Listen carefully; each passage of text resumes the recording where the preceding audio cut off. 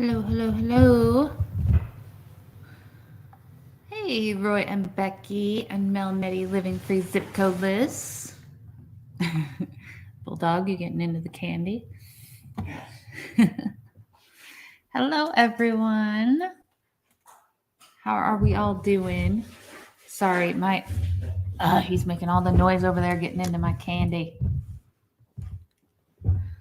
My setup is a little bit off because I've been messing with things. So I'm a little ghostly tonight. I thought I would get into the holiday spirit. I hope that it comes through on camera. I don't know. I thought it would be fun to be ghostly. We'll see. I am running a little bit behind getting everything set here. There we go. Got my story up. Let me pull it off the screen here for a second. Okay. You're an absolutely beautiful ghost. Why, thank you. I don't know. I was trying to be like a dead girl / broken doll, but I don't think you can see the veins. There's like veins painted on my face. I don't know. I don't think you can see them very well though. But I didn't really have the outfit to go with it. I needed an outfit like the baby. That's what I was going for. But it's all right. It didn't quite work out. It didn't quite work out for me. But I have this cool new prop behind me. Let me see if I can get it to work. Do you see it? It's an old-time lantern. I found it in my dad's stuff. I love it. And I put a little light in it so that it looks like it's burning the midnight oil. I don't know. I thought it was kind of cool. All right. Your baby looks like you, right? I was trying to mimic the baby.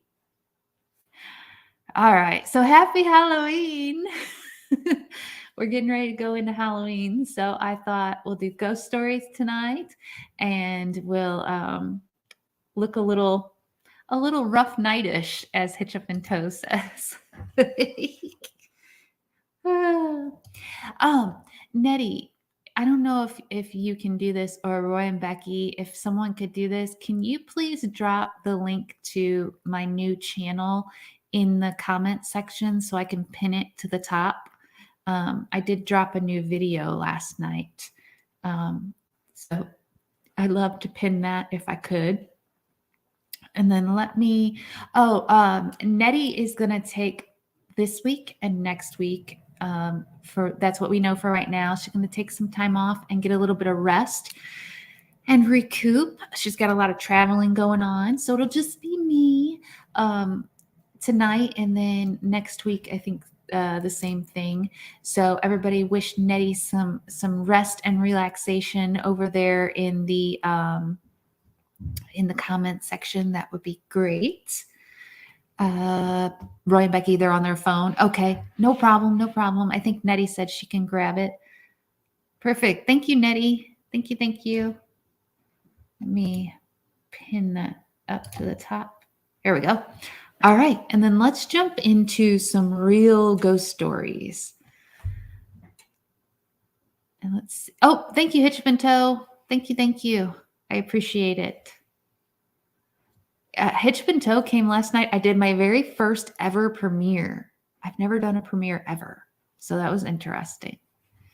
I should probably schedule it a little more ahead of time, but no. All right. So let's get this going here. We're going to start with the crying lady in the Dakota, New York. Hey, Tommy Travels. I'm here. Sorry, everyone else was early. All right. Since its opening in 1884, the Dakota apartment building has been home to many rich and famous residents of New York City. Among them were John Lennon and Yoko Ono, who moved in 1973. John was also assassinated outside the building in 1980. Before that fateful day on December 8th, though, John said he saw a crying lady ghost walking the halls, and afterward, Yoko, who still resides there, claims she saw John's ghost sitting at his piano and that he said to her, "Don't be afraid, I'm still with you." Creepy. Creepy, creepy. I'm sorry, but if a ghost is crying, we got issues. Because, like, a ghost should be having a blast being out there haunting everybody. If they're crying and upset, we got problems. Is it just me? Because, I mean, if I come back as a ghost, I'm going to be having some fun. All right. The next one. Oh my gosh. I found out some more about this next story. So let's read this and then I'll tell you some more if need be. So this is the Bell Witch of Adams, Tennessee. If you're a scary movie lover, you might actually know about the Bell Witch. The films An American Haunting and The Blair Witch Project are both based on the story. Way back in the early 1800s, a man named John Bell moved his family to an area in Tennessee called Red River, which is now known as Adams, Tennessee. After they had settled in the new home, some peculiar things started happening. The Bell family began hearing some bizarre noises, including dogs barking, chains rattling, rats chewing, and a woman whispering. Soon, that woman became known as the Bell Witch, and many people believe she's the ghost of a former neighbor of the Bells, Kate Bates. Bates and the Bells had a dispute over land, and she had sworn vengeance on the Bell family before she died. Later on, Bell died from poisoning, and it's rumored to be the work of the Bell Witch. Hey, Thrifty Angela. Welcome, welcome. Melnetty said, yep, it's a crazy story, the Bell Witch. Okay, so I need to look this up, but the Bell Witch, anyone that doesn't know this, okay, so all the ghost stories I'm telling tonight are true ghost stories, okay? They're somehow rooted in history and known as true ghost stories. What president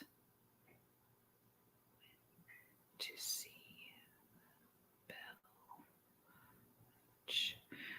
All right. Okay. So Andrew Jackson, President Andrew Jackson, went to visit where the Bell Witch was. That's how like crazy this Bell Witch stuff is. So I don't know where this starts, but it says in the work, he recounted stories he stated were told to him by his great aunt. Betsy, later in her life, this included another account of Andrew Jackson visiting and a boy trapped in the Bell Witch cave and pulled out of the cave feet first by the witch. Okay, I don't know what story that was recounting of, but the story I heard was that Andrew Jackson had heard of the Bell Witch and decided to go visit because he wanted to see and hear the things that were happening at the Bell Witch home. And he was warned not to go. But when he went with his troops and they were going in on the wagons got stopped before the property. They just stopped, like dismantled, stopped, dead in their tracks and couldn't go any further. And that one of his lead people that like, I don't want to call it security, but I guess that's what would be like Andrew Jackson's security persons got injured. This is before they even reached where the Bell Witch was. And that's when Andrew Jackson was like, eek, forget it. If this is happening before we even get to the property, we're done. We're leaving. We're not going to see the Bell Witch. And so then Andrew Jackson left. So a president was going to see this Bell Witch stuff. So that's crazy, right? We have a ghost in our house. It wanders the kitchen at night and empties the fridge. Man, that ghost needs to start paying rent. Shaka said, I like this look. um, Also, so this is supposedly a very intelligent ghost as well. So the Bell Witch, or as they believe to be Kate Bates, they would sit and knock, and then the Bell Witch would knock back. And to this day, some of the people that go to visit can also knock, and then the witch will knock back. So it's supposedly very intelligent. And then the poisoning they talked about with John Bell was that after John Bell died, this is supposedly the only death in history marked down on the autopsy as dying from paranormal causes. Okay. And after John died, there was a little bottle of medication, of poison laying on the floor. And supposedly the ghost voice could be heard saying, I did it. I told you I would do it. And that was Kate Bates, or the Bell Witch. Also, there's been tons of people back in the 1800s that thought that maybe this was some kind of ventriloquist stuff going on because they could hear the voices so clearly. And so that's what they thought was actually happening rather than a haunting. They thought it was a ventriloquist because there was so many people that witnessed this particular haunting. So that's all the information on the Bell Witch. I just know more about the Bell Witch than any of these other cases, so I just thought I would share that information. I don't blame him. That is crazy. Hey, Chrissy Mama. Hello, hello. Everybody say your prayers for Chrissy Mama. She is going through a typhoon right now. The rain has been going down like crazy. I know last time I checked in on her streams, she was without electricity. So they got a lot going on over there in the Philippines right now. So keep Chrissy and all of her friends in your prayers, please. Please hit that thumbs up. Yes, please. And thank you. Anyone in here that hasn't subscribed to the new channel, it's in the pinned comments. Please do so if you can. All right. Let's jump into the next ghost story.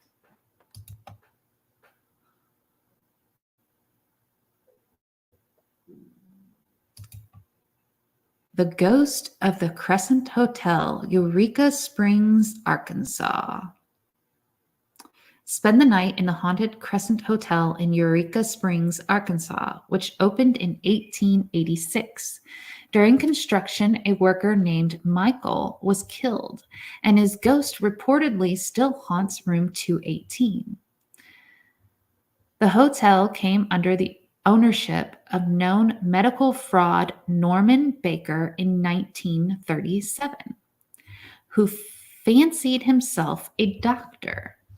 He turned the hotel into the Baker Cancer Hospital, claiming to have the cure for the disease. He did not, obviously. Patients who died under his care were buried right in the hotel's basement, which served as a makeshift morgue. He was arrested in 1940, but his patients' spirits are said to still remain. Because the hotel is still open, guests often say they see apparitions and hear noises during their stay. SYFY's Ghost Hunters even has footage of something moving in the basement.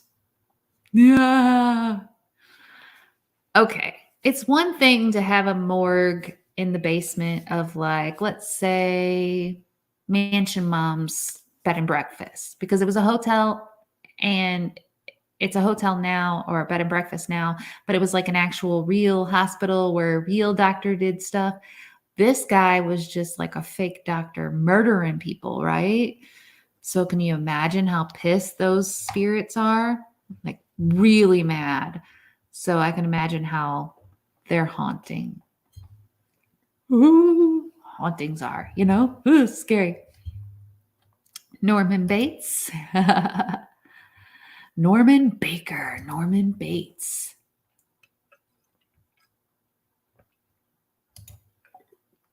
All right.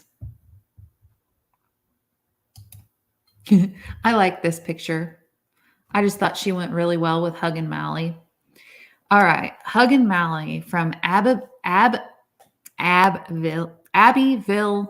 Alabama.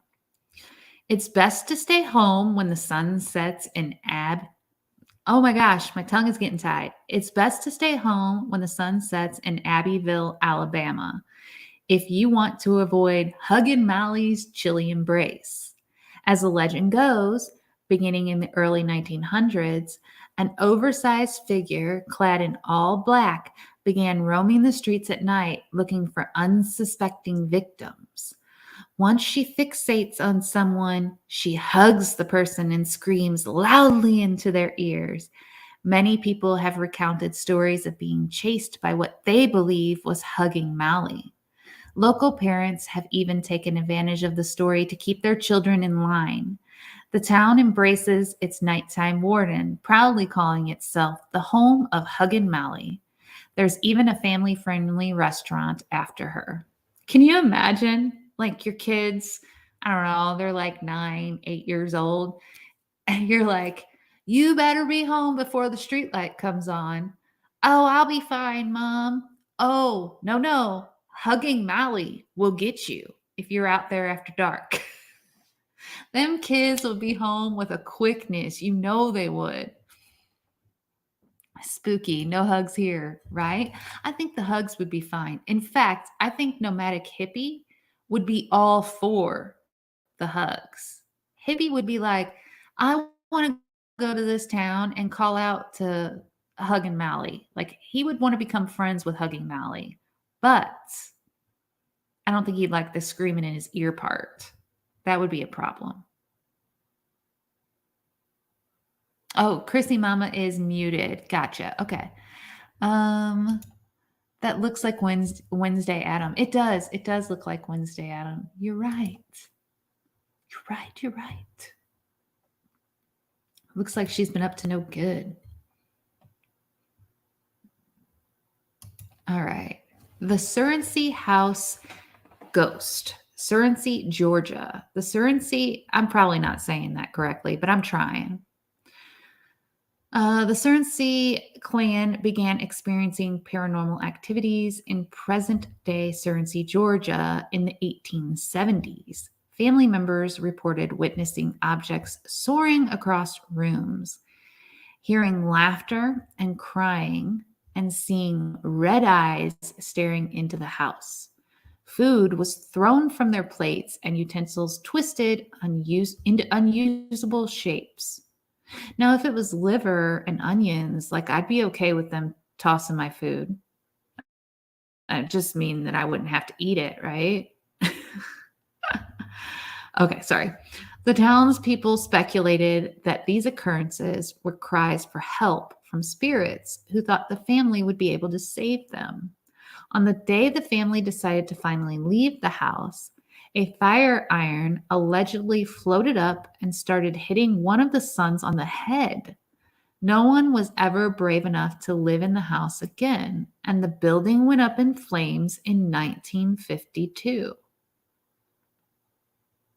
What? Okay.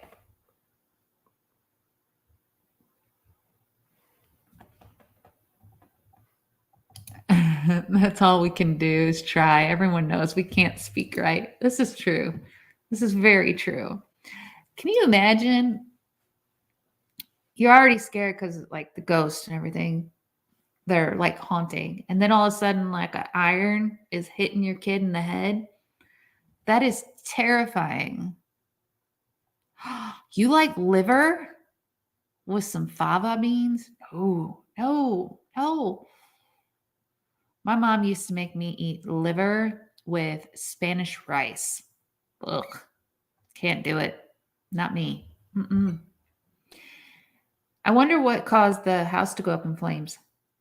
I should look into that. It's like, I wonder if it was arson or if it just happened. Hey, original nickname was disrespectful of personal boundaries, Mally, but it didn't cut the restaurants. That's funny. Disrespectful Mally. She doesn't know personal boundaries. Fire. Yeah, that ghost got mad. They done moved out. Said, I'm setting the house on fire. The ghost of Bellamy Bridge in Marina, Florida. For a taste of true haunting love, travel over the spooky bridge in Marina, Florida, which has several ghost legends surrounding the structure. In the 1830s, Elizabeth Jane Croom Bellamy, that's a long name, Elizabeth Jane Croom Bellamy, married local politician Dr. Samuel C. Bellamy. On their wedding night, her dress accidentally caught on fire, which covered the young bride in horrible burns. She initially survived, but eventually passed away. Elizabeth was buried along the banks of the Chipola River, and it was said that her love for her husband was so strong she couldn't rest. The deceased newlywed, dressed in white, can allegedly be seen wandering the banks from the vantage point of the bridge, which was built after she died. It's said that she appears on fire, either walking through the swamps or diving straight into the water, as if to douse the flames, or somberly walking along the side of the river. Aww, that's a sad story. First of all, that she caught fire on her wedding day, and then that she just relives it over and over again. That's sad. Does the restaurant have good architecture?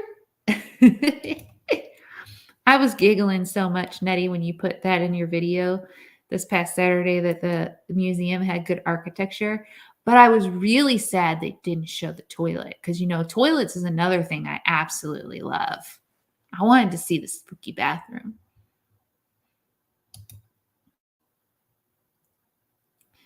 All right. The Ghost of Deer Island, Biloxi, Mississippi. Back on May 20th, 1922. Thank you, Chrissy Mama. It was a great museum. Back on May 20th, 1922, Anthony Ragusan, aka Mr. Tony, relayed his tale in a column in the Sun Herald. He writes that in the early 1800s, two fishermen spent the night on Deer Island off of Biloxi's coast. They had to do so. When they went to see what was causing the ruckus, I froze for a moment. When they went to see what was causing the ruckus, they claimed they found a headless skeleton that ran after the pair. They immediately made a beeline for their boat and got off the island immediately. It's said that the bony frame belongs to a pirate who had his head chopped off by his captain, and his body was left behind as a ghastly guard to watch over the buried treasure. Hey, Autumn McRae. Thanks for coming in. I appreciate it. I love your wolf picture. Love it, love it. Why is it when I try to watch you, the phone keeps ringing? I'm not sure. Nettie said, next time I'll get the toilet. Hey, Linda Barker. If I was a pirate and leaving a treasure behind, I certainly would leave a headless skeleton to watch after it, because next to like a fiery demon, I think a headless skeleton would be next on the list as top of the line scary. I mean, imagine something headless running after you. That'd be terrifying. Let me know in the comments, what do you think the most terrifying ghost type figure would be for you? Would it be like a little girl, a crying old lady, a demon, but you got to describe what the demon looks like? Let me know. I'm curious. I think anything headless would probably be terrifying for me. Nettie said a headless bucket.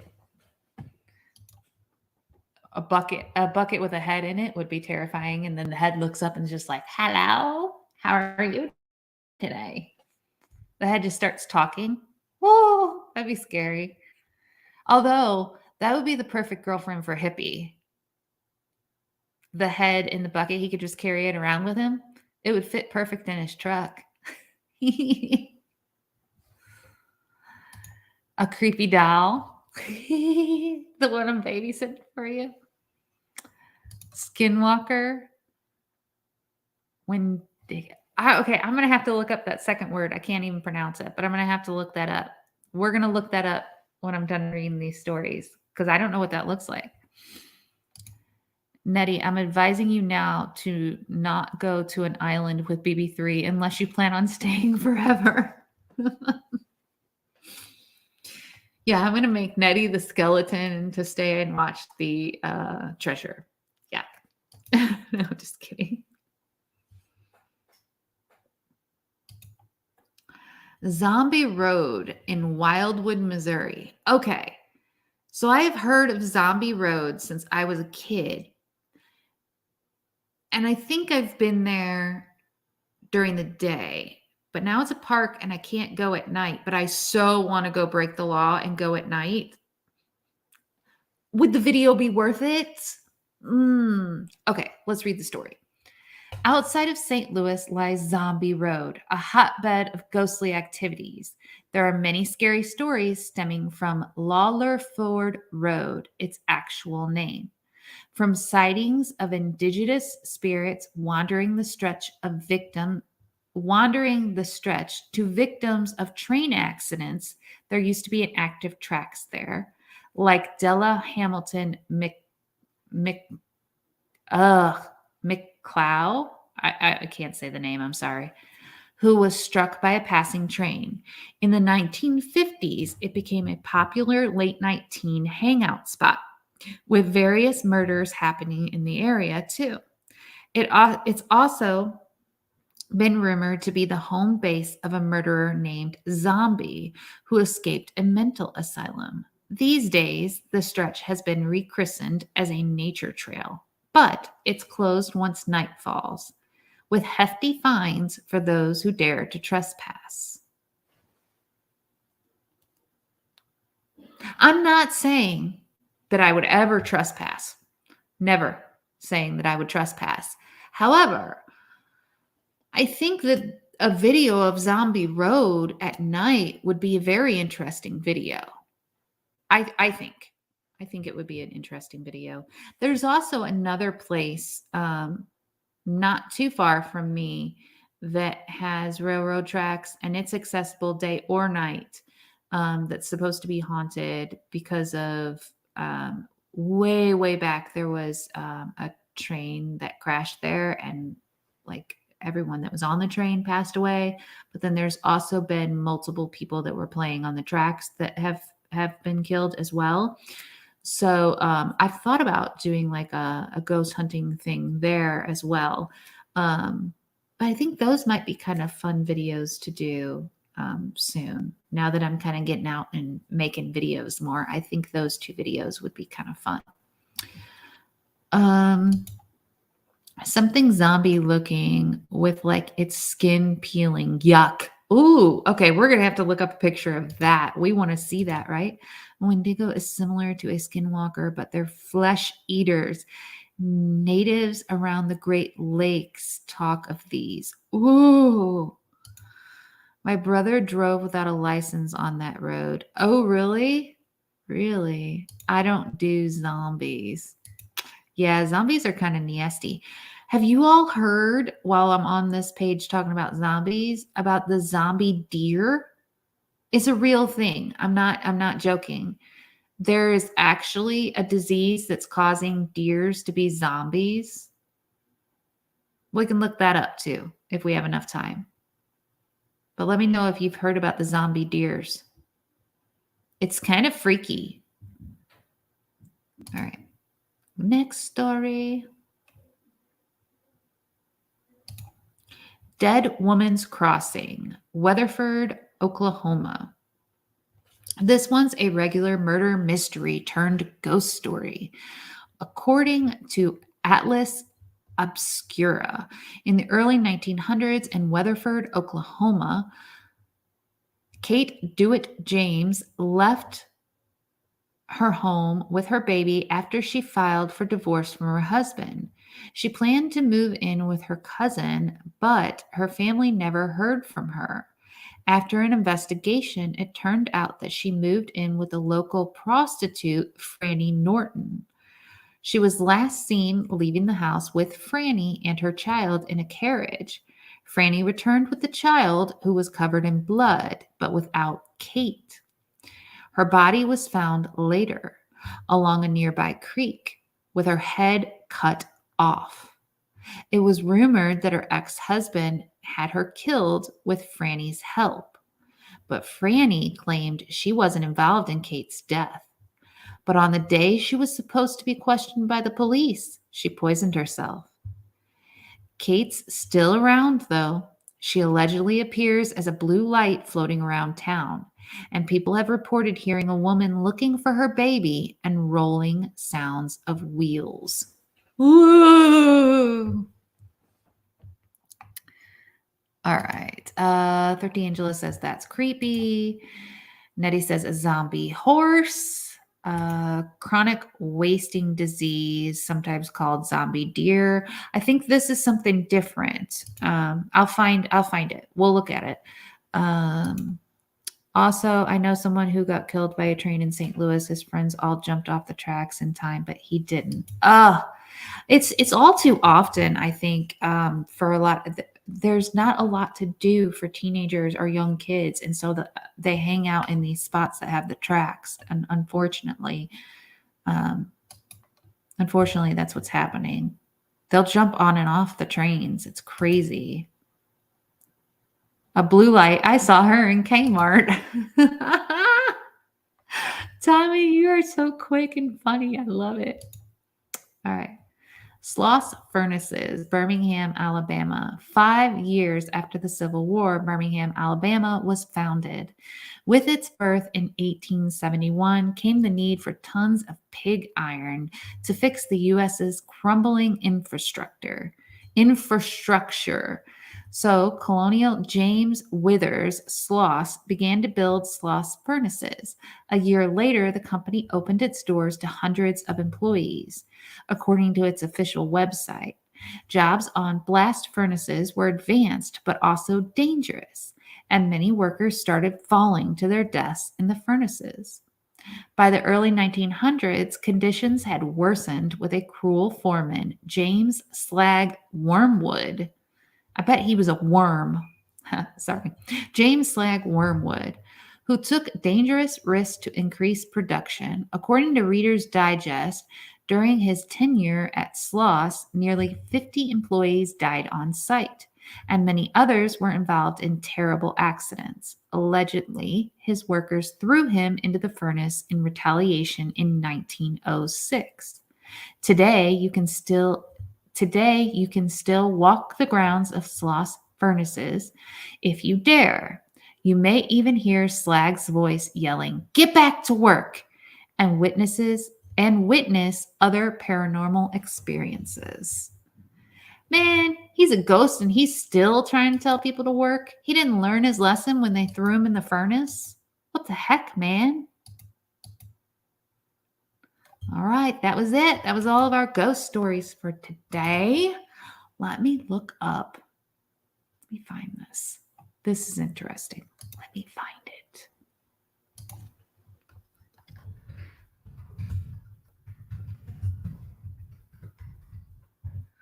Let me find the zombie deer TikTok video.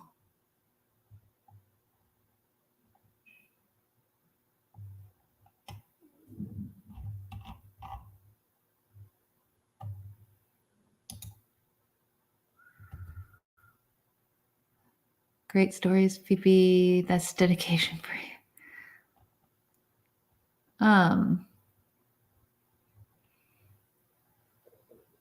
So the police have been finding these deer. Like, I don't. Let me find it.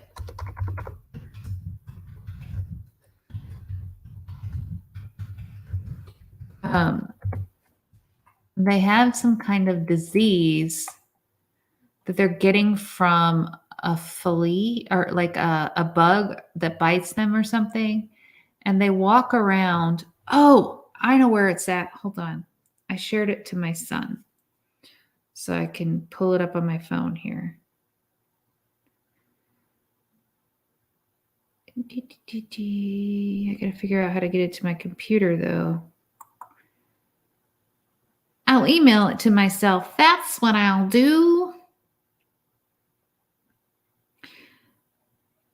That's what I'll do. It's some kind of bug that bites them. And then they get this disease and then they look like literal zombies.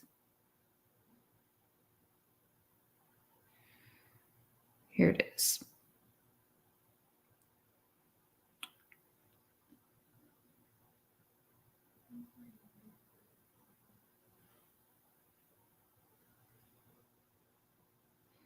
All right. We're going to pull this up now in my email and we'll watch it. Because it is the craziest thing I have ever seen. As far as like being real, and I was shocked. All right. Open. Pause. All right. Share screen. Share this. Put the volume up. Oh, pause. All right.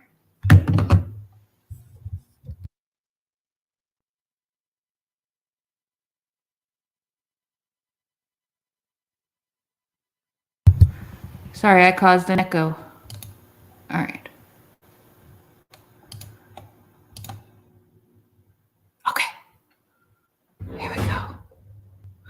Here we go. Zombie deer have now been spotted in 13 Ohio counties. Now, the animals are infected with episodic hemorrhagic disease, or EHD. The deer were found in at least 4 tri-state counties in Ohio for the second time in a little over a week. Local 12's Genesis Nara shows us some police body camera footage of the zombie deer and explains what to do if you spot one. Yeah, the zombie deer there. That's what he was. Yeah, you probably didn't believe me. Well, you said zombie deer. I was like, Yep, it's true. Spottings of zombie deer are becoming more and more common in the greater Cincinnati area. Body cam video from Colerain police show the moments this deer was found on the side of Blue Rock Road early last week. Police say the deer was found standing and staring off into the distance, never fazed by sirens or officers shouting. And turns out this behavior is not uncommon. On Sunday, over in the city of Oxford, police found this deer on the south side of town.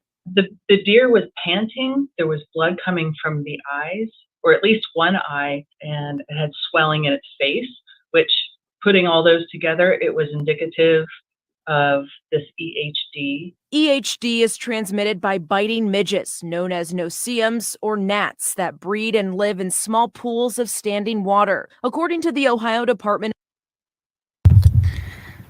Can you imagine? It affects the nerve system, right? Okay, so they're going to end up saying that this cannot affect your dog, your cat. It can't affect you like humans. For some reason, this only is affecting deer. But let's think back to the dreaded virus a few years ago, right? And how it like grew and started to be able to not only affect humans, but affect dogs and all the things that it changed. What if this starts changing and affecting like humans? It's affecting the deer like this. They got blood coming from their eyes. So basically, like this is before they die. They're like their nerve system, like Roy and Becky said, is like they can't move around and stuff. But like, would you not freak out if you saw a deer and you were like screaming at it and yelling and it just wasn't moving or doing anything? I don't know. I would freak out. But also, like, I'm a little bit like, what if this starts to morph and can start affecting our pets, or then can start affecting humans? Like, oh, that'd be so crazy. That takes the saying deer caught in the headlights to a whole new level. Thrifty Angela, you are so right. Okay, let me finish the story. Let me play it here. Of natural resources. Some symptoms include disorientation and show little to no fear of humans, pronounced swelling of head, neck, tongue, and eyelids, weakness, circling, and other odd neurological signs. We have learned that EHD is common in the late summer, early fall season, although this is particularly a bad year for it. We were told that the Oxford area and Houston Woods area has been particularly bad, according to their statistics. The EHD virus is not infectious to people or pets, but sightings of a sick or dead deer should be reported. You can find all that information posted inside my story over on local12.com. Reporting in Cincinnati, Jenna Cisneros, Local 12 News. Midwestern deer population. Yeah, so it can only, Hitch Up and Toe said it can only affect deer, which true, it can only affect deer. But can you imagine like if it was something that could affect humans and then you had humans all of a sudden just standing there on the side of the road? Freaky. Dawn of the deer. Oh, that's freaky. I think I've seen it effects on highway workers. Yeah, they were saying the police were like making the sirens go off and everything, and they couldn't get the deer to move or do anything. Like police didn't even know at first what these things were, like what it was. They were just like, what the heck? The deer's not moving. Right, Thrifty Angela, it started with bats. That's what I was saying. It started with bats and then it transferred to humans. And then they were saying that it would only humans, but then it transferred to dogs. Apparently, though, to ease everybody's minds, this thing that's going on with the deer, it's been around for a long time. It's just the only reason people are now seeing it is because the numbers are really high this year in this particular county. So apparently people didn't see it before because it would only affect like 1 or 2 deer. It wouldn't really affect that many, but apparently it's affecting a lot of deer. So now people are seeing it, but it's been around for years apparently. So the likelihood that it's going to morph or change in any way is small. Zombie venison meat. Yeah, I don't think I'd be eating that meat in any way, shape, or form. Okay, so I wanted to look up what that other thing was. I need to find the spelling on it, though, because I want to see a picture of what one of those things are that a Wendigo, Wendigo. Wendigo. Oh, that's one of those things that was on one of my games. I seen this on one of my games. That is terrifying. Terrifying. Okay, let me show the image. Let me show.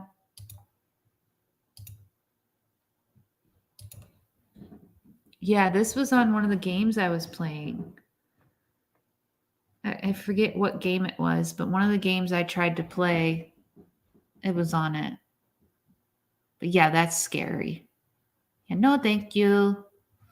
I think I would not want to run into one of those in the woods. No. I am good.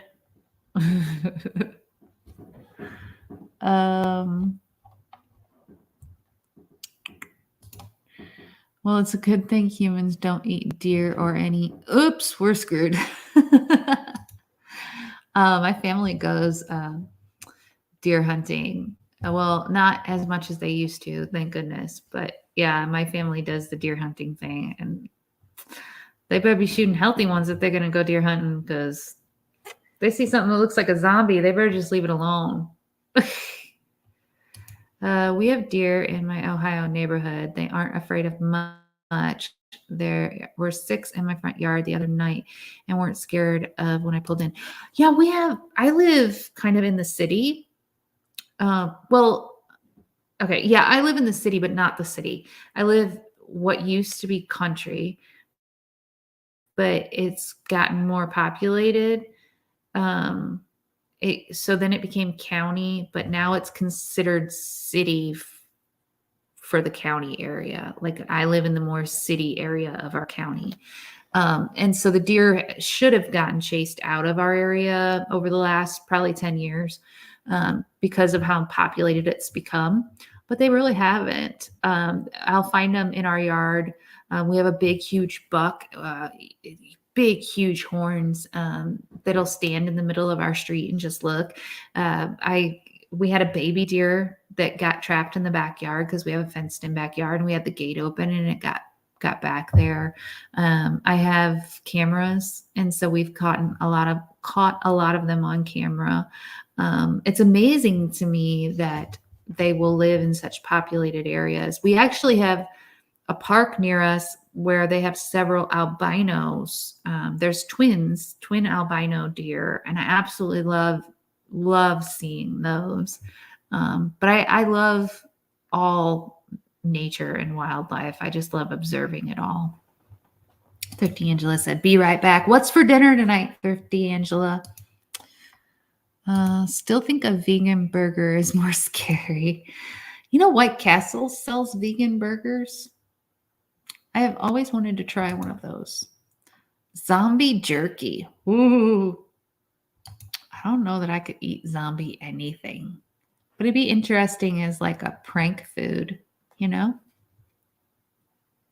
So, well, that's it for tonight. That's all the stories I have. I've been working on a story for next week that I'm really excited about, and I have to thank Hippie for the suggestion. So Hippie and I got on the subject of like a parent's love. So I love my kids unconditionally, right? I love them so very much. And even if they mess up, I'm going to love them, right? But then we were talking about like murder and mystery and all that stuff. And then we were like talking about if they murdered somebody, what do you do? And all of that stuff. And so then Hippie was like, it'd be a great idea to find out like what Charles Manson and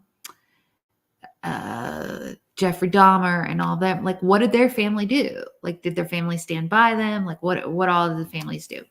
So I've done a whole lot of research into a bunch of different serial killers, a bunch of different murderers, and I'm excited. Next week we'll be discussing a bunch of different serial killers, murderers, and whether or not their families stood by them and kind of what their families thought about their crimes, if they made money off of them, et cetera, et cetera. So just kind of what the family dynamic was like with them after they committed their crimes. So I thought that'd be fun. And that's thanks to Hippie because that was his idea. So all right. Well, thank you all so much. I appreciate you coming in every Sunday. It's so fun to hang out with you all. Nettie, you continue to rest and relax. And I hope everybody has a happy Halloween tomorrow. Wishing you all much kindness and much love. Have a great Halloween. Bye, everyone.